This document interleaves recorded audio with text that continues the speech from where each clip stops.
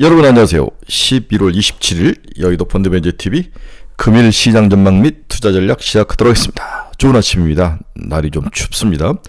네, 눈은 내리다가 좀 그치고 다 좀 녹는 모습인데 기온이 따뜻한 영향이지 않나 그런 생각도 듭니다.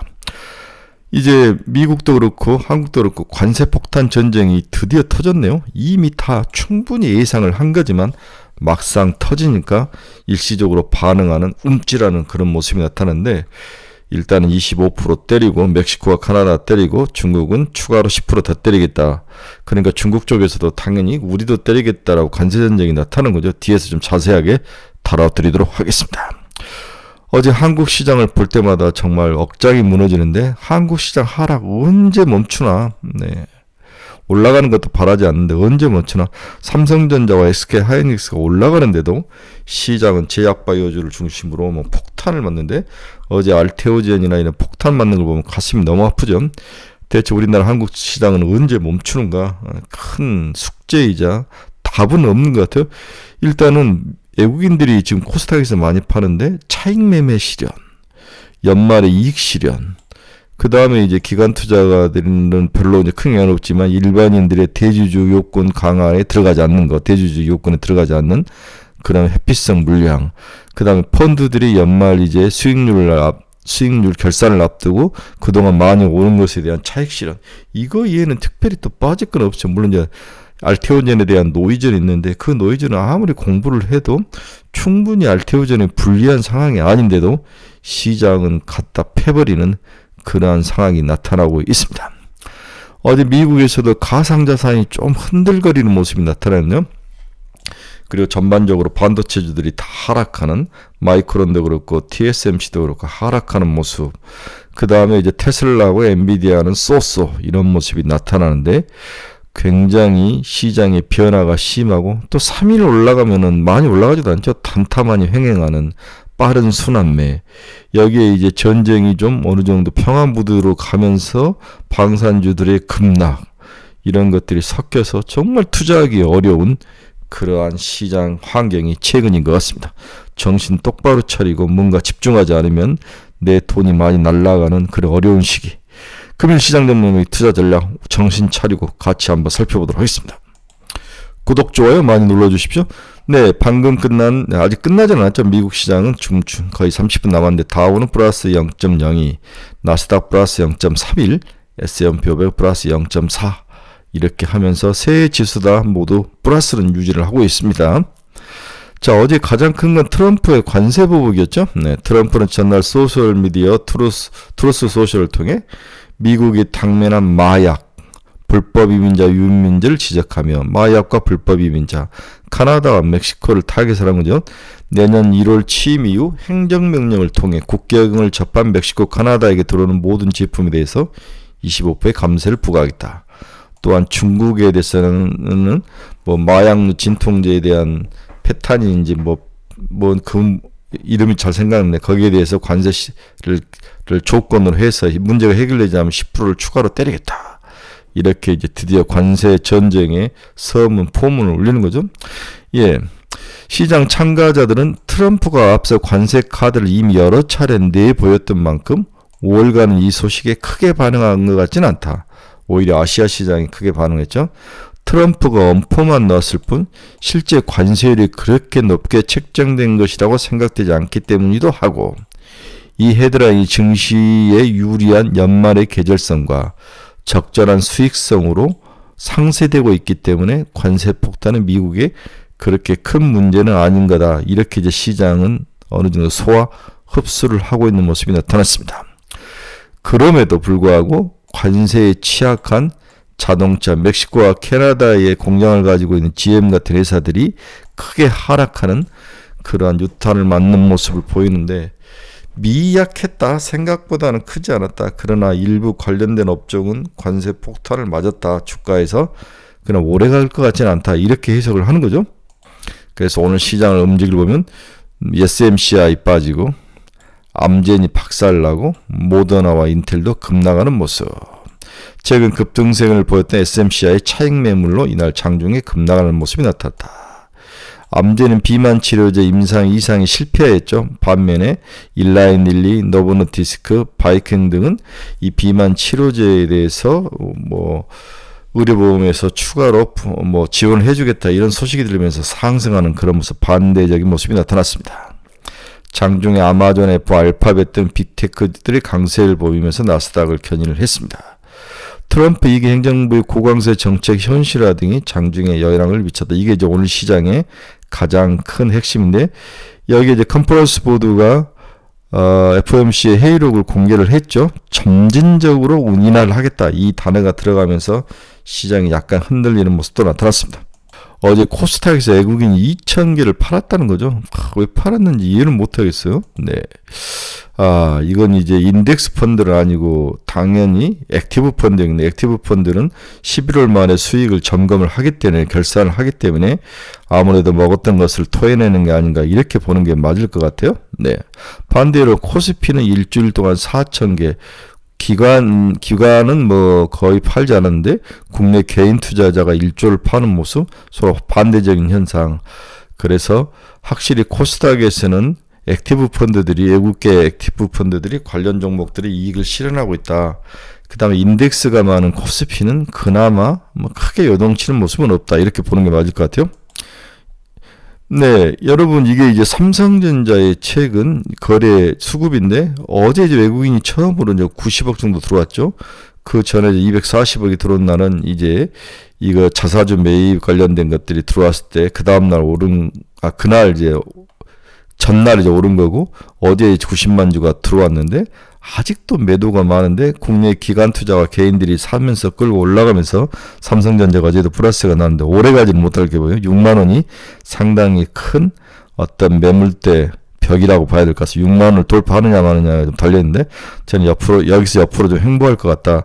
그리고 삼성전자가 어떠한 그런 콜 테스트를 통과할 수 있느냐, 엔비디아에. 그 다음에 구조조정을 하는데 어떤 구조조정이 나오느냐, 이런 것들이 핵심일 것 같습니다. 그럼 내년에 어떤 먹고 살 것을 내놓느냐, 이런 것도 중요한 포인트인 것 같아요. 오늘 시장 주요 키포인트 한번 봅시다. 11월 FOMC 의사로 향후 점진적 금리 인하가 예상된다. 그래서 지금 CME 마켓워치에서는 이번 달 금리를 내릴 확률과 올릴 확률, 보합으로 그대로 놓을 확률이 6대4, 55대 45까지 올라온 거죠. 안 내릴 확률도 있다. 행보 그대로 갈 확률도 있다. 중립이다. 이런 생각까지 크게 많이 시장에 반영되는 것 같아요. 다음 미국 11월 컨퍼런스 보드 소비자 신뢰지수가 111.7, 1년 만에 최고를 기록하겠다. 소비자 신뢰지수, 소비는 괜찮은 것 같아요. 트럼프 관세 때리는 거, 중국이 관세 막대응하는 거, 뒤에 관세 전쟁 이야기는 좀 다시 다루도록 하겠습니다. 이스라엘과 레바논의 휴전안이 승인됐다. 이란 위협에 집중하겠다. 트럼프 백악관에 AI 차르를 임명하겠다. 머스크의 영향력이 더 커지는 거죠. 네, 저는 장담합니다. 둘 사이에는 1년 이상 갈 수가 없습니다. 미국 메디케어에서 비만 치료제 보장을 검토하고 있다. 일라인 릴리 주가가 급등을 하고 있죠. 미국 정부 리비안의 조지아 공장 건립에 9조 2천억 대출을 지원을 하고 있다. 아무래도 바이든 정부의 마지막 선물이지 않을까 약속한 것이기 때문에 그렇게 또 보여지고는 있습니다. 트럼프가 오기 전에 리비안에게 약속한 것들을 미리 확정시켜주는 모습이 나타나고 있습니다. 오늘 미국 달러는 보합에서 움직이죠. 네, 플러스 갔다 마이너스 보합인데 106.970, 107까지 갔다가 좀 약세의 모습. 네. 그 다음에 엔화는 오히려 강세 153.07. 한국 원화도 강세는 1397.63원, 1400원 이하로 일단 내려왔습니다.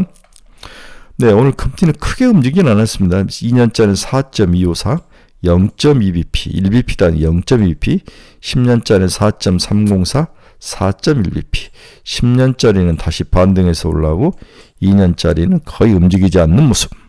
미국 금리가 이렇게 상승한 후에 옆으로 행보하는 기간 동안 국내 10년짜리 국채금리는 어떻게 되는가? 이렇게 하락을 했습니다. 2.898까지 하락을 한 거죠.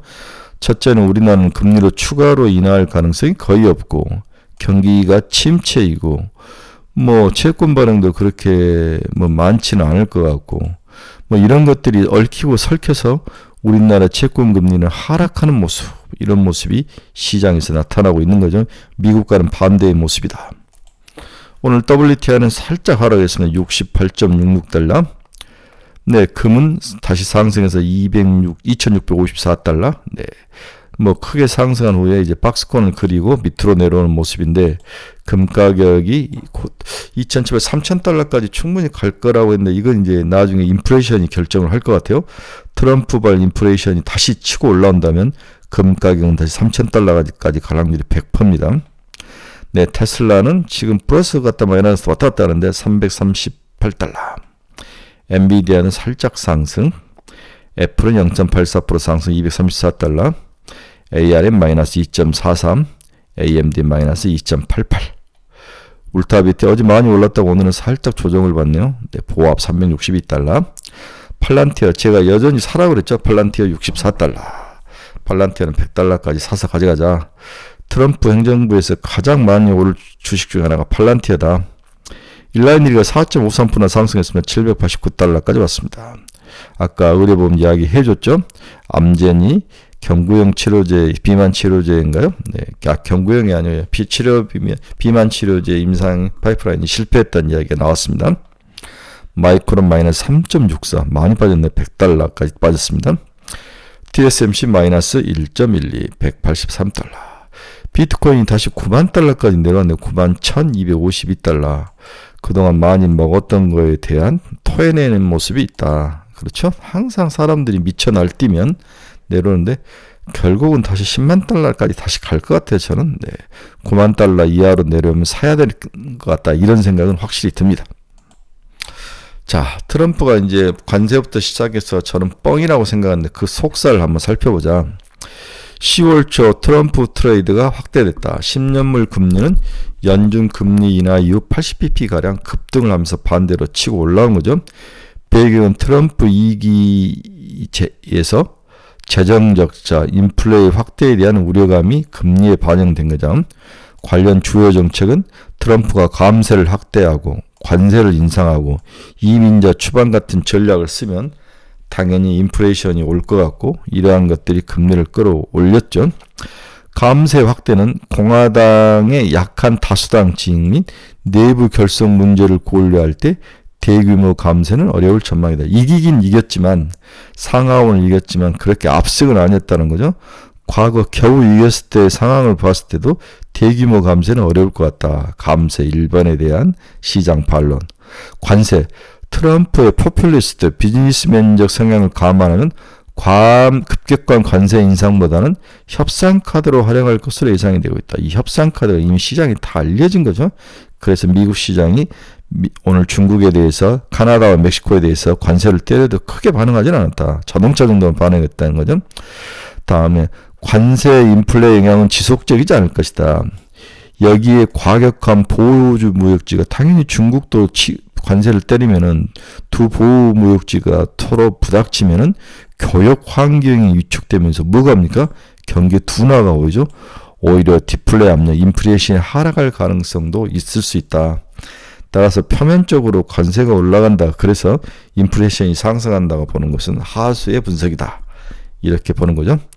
다음 마지막으로 이민자 추방은 인플레이션의 최대 리스크인데 미국에서 200에서 300만 명 이민자만 추방해도 인플레이션은 2%로 돌아오는 게 불가능하다는 거죠. 네, 그렇게 하면은 미국은 스태그플레이션에 빠질 확률이 높다.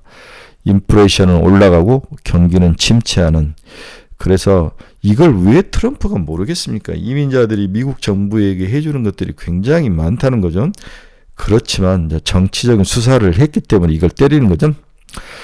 이민자 대량 추방에 소요되는 경제적 사회적 비용을 감안할 때 이 또한 적당한 액션으로 끝날 가능성. 용두삼이 트럼프는 4년 중에 다음에 재선이 없기 때문에 2년만 강하고 나머지는 당연히 레임덕에 들어갈 것이다.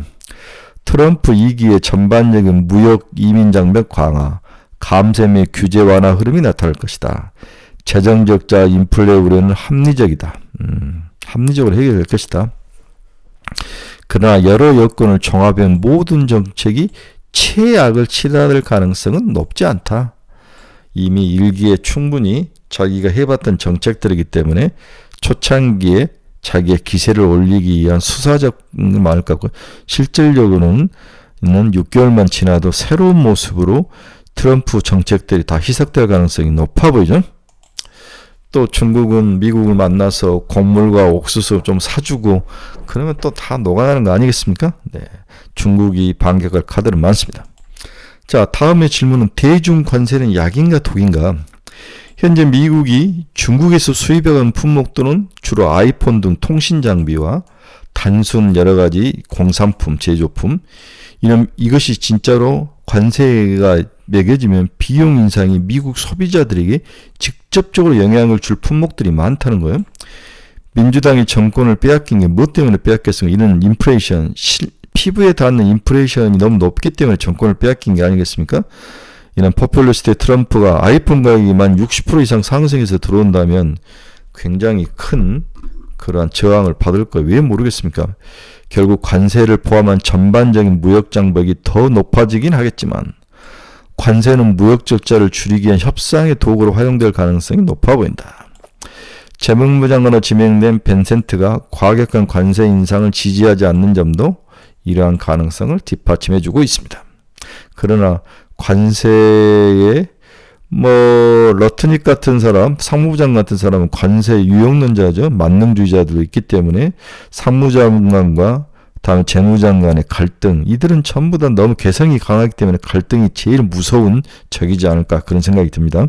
자, 여러 품목 중에서 미국이 대중국의 수입의 의존도를 높여보면 금속 제품, 통신 음성 녹음 장비, 기타 제조품, 의료 액세서리, 가구 및 관련주들, 전기 기계장치, 사무용 데이터 이런 것들 전부 다 올리면 미국 국민들에게 피부로 와 닿을 그러한 속성이 있기 때문에 지금 정권을 트럼프가 가져온 것은 인플레이션에서 이격인을 공략하면서 미국 국민들의 등을 바이든에게 돌렸는데 트럼프가 이걸 다시 못 잡으면 트럼프도 다시 버려지는 거죠. 물론 다음 재선은 없겠지만 공화당이 다음 정권을 잡을 가능성이 또 낮아지는 거죠. 또 미국의 불법 이민자들이 주로 일하고 있는 섹터를 보면 건설, 농업, 접객, 일반 서비스, 도매업, 운수창고 이러한 저임금으로 버티고 있는 이들이 만약 없어진다면 당연히 물가가 오를 가능성, 미국 경제는 침체, 디프레션으로 들어갈 가능성, 인플레이션은 올라가고 당연히 이걸 잘 알고 있는 트럼프가 겁만 줄 것이다 라고 보는 게 맞을 것 같아요. 오늘 시장 결론 한번 봅시다. 한국 시장이 지속적으로 너무 하락한 이유를 모르겠다. 뭔가 불확실. 일단 돈이 밖으로 다 빠져나가고 수급이 깨져 있고 연말로 갈수록 한국은 대주주 요건이라든지 이런 것을 피하기 위한 전략. 그 다음에 많이 먹었던 것을 토해내는 외국인들의 그 흐름에 같이 개인 투자가들이 따라서 들어가는 모습. 이런 것들이 합쳐서 매도를 때리는 것들. 그 다음 여러 가지 종목 자체에 대한 노이즈, 알테오전 같은 것들. 이런 것들이 이제 하락의 원인인데 또 정부의 무대응, 무정책. 내년에 대한 약간 회의적인 시각, 트럼프 행정부의 갈굼이 있을 것 같다는 생각, 이런 것들이 막 섞여서 나타나는 거죠. 외국인들이 한국을 가장 인질 잡고 목줄을 잡고 왔다 갔다 하면서 한국이 중국의 가장 피해자이다. 트럼프 행정부 집권의 이기의 가장 큰 피해자이다. 이런 생각에 대해서는 동의를 하고 있는 것 같아요. 우리나라 내부도 마찬가지고. 외국인의 지속 매도가 랜덤하게 나오는 상황에서 어떤 장기적 전략을 가지고 한국 시장에 접근하기가 불가능한 모습이 현재 한국 시장의 실체이다. 일단 제약바이오 섹터에서 지속적 매도 물량이 쏟아지고 있어서 주의가 필요하다. 이유는 이익 실현과 대주주 지정 요건을 피하기 위한 세금 문제일 것이다. 여기에 고평가 논란과 기술지에 대한 노이즈가 섞이면서 나타난 매도 심리가 시장을 혼탁하게 하고 있다.